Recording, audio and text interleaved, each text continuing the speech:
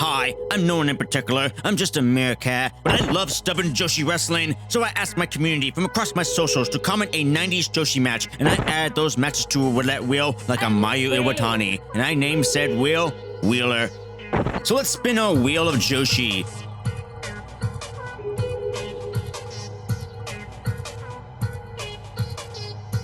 It's Combat Toyoda vs. Megumi Kudo in a no-ropes barbed wire exploding death match in FMW 1996.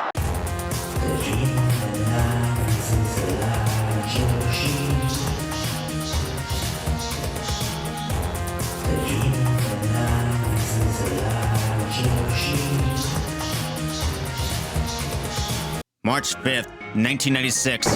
The #1 song in the US was One Sweet Day by Mariah Carey and Boyz II Men, but in 3 days' time, the Coen brothers would release their critically acclaimed Fargo, a film that claims to be based on a true story, but it isn't. And 5 years and 7 months later, a Japanese woman would leave Tokyo and die close to Fargo, North Dakota under the belief that the money that was hid there was real. But this itself is a fabricated tale as well, going along with the theme Fargo presented to begin with. And this event itself would inspire the 2017 film Kumiko, the Treasure Hunter, starring Rinko Kaguchi, which claims to be inspired by true events, but the film is a heavily fictionalized tale of the fictionalized claim of the 2001 suicide of the poor woman, which was claimed to be inspired by Fargo, which itself claims to be inspired by true events, when everything was fictional.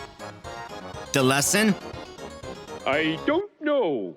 In wrestling, the WWF champion was Shawn Michaels, the women's champion was officially defunct, the WCW champion was The Giant, and ECW had a taping featuring Too Cold Scorpio versus Sabu for the ECW world title that went to a 30-minute draw. But in Japan, in Frontier Martial Arts Wrestling, FMW, founded by Onita, and where I primarily knew about from Hayabusa, today marks the final match of Combat Toyoda, who decided to face her long-time on and off-again rival and friend, Megumi Kudo. But 3 years earlier, they would appear in a film together, A Human Murder Weapon, an early straight-to-video movie by the legendary Takashi Miike. Early Miike means marketing towards the absolute depraved, and this film is very typical of early Miike, but Megumi Kudo was spared of any of this torture and instead plays the simple part of a mother who doesn't have too many wrestling scenes until the very end, where she joins the hero to face against Combat Toyoda. But now, both Combat Toyoda and Megumi Kudo would start their career in 1986 trained by Jaguar Yokota and appear in AJW, but would eventually be passed by the promotion altogether. Megumi Kudo would become a teacher, but years later, Onita would ask Kudo, Toyoda, and Reibun Amada to join FMW in 1990. Very simplified explanation, but Toyoda and Kudo would become on and off again rivals for their entire career. But Megumi Kudo is known for innovating the Kudome Valentine, aka the Vertebreaker, aka the Cop Killer. But here in this retirement match, with Onita watching, Combat Toyoda would end her career against Megumi Kudo in a no-ropes barbed wire exploding death match. Of course, this was hardcore Joshi era. Now, because I am actually unfamiliar with Combat Toyoda, the emotions in the match meant very little to me. I'm simply an observer here witnessing history, but I can recognize that there is emotion. These type of matches typically do nothing for me beyond the initial ooh, as it's mostly just spectacle and shock and nothing else, like literal shock. This match did progress like a normal match, where the drama and suspense was built through who will land in the exploding barbed wire and die. It was effective, and the crowd reacted beautifully when Combat Toyoda landed the dropkick and sent Kudo into the barbed wire to die. But then after several teases, Megumi would dodge Toyoda's attack and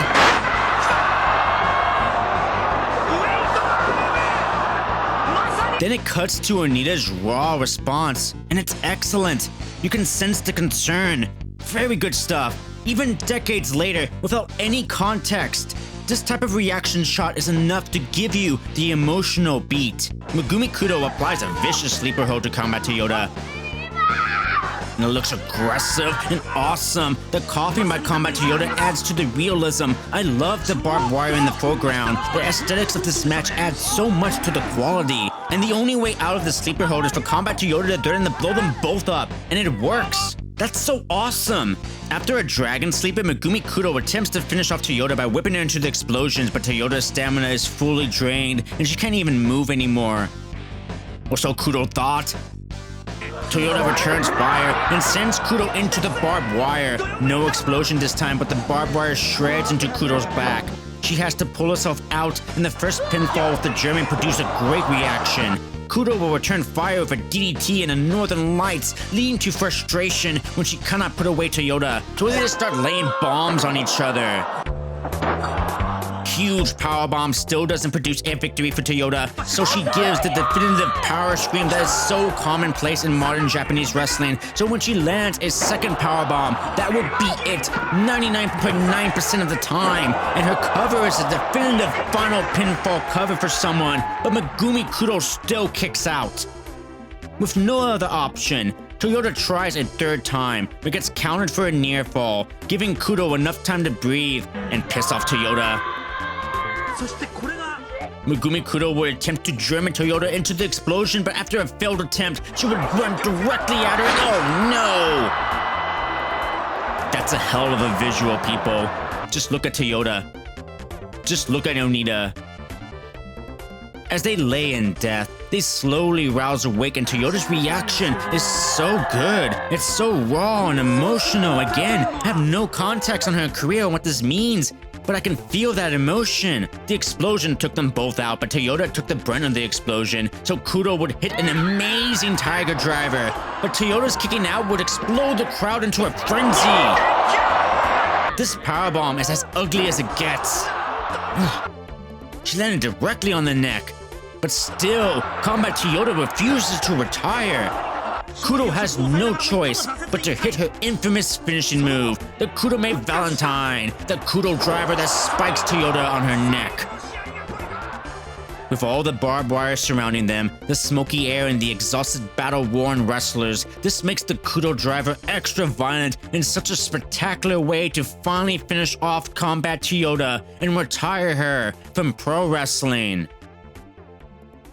Again, I am not one for these type of spectacle death matches, but the emotional beats these women performed along with the cutaway reaction shots of Atsushi Onita was absolute cinema. Very memorable match, not just for being the first women to do it, nor because of Toyoda's retirement, but because of the emotion. Emotion is what Joshi do best, and this was yet another example of it. Onita would enter the ring to revive Combat Toyoda, splashing water on her.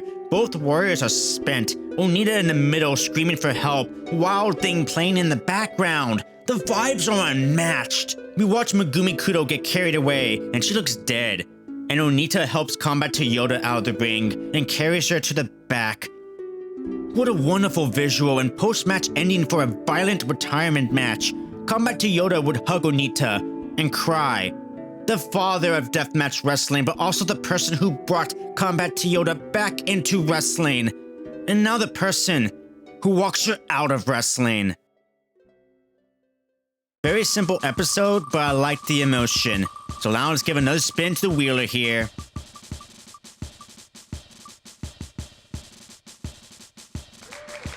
Oh, finally, it's Aja Kong versus Bull Nakano in their classic 1990 cage match in AJW. Finally, this one rolled up, people. It's the most requested one. See you next time for the leg drop that would be in every highlight video of the 90s Joshi scene.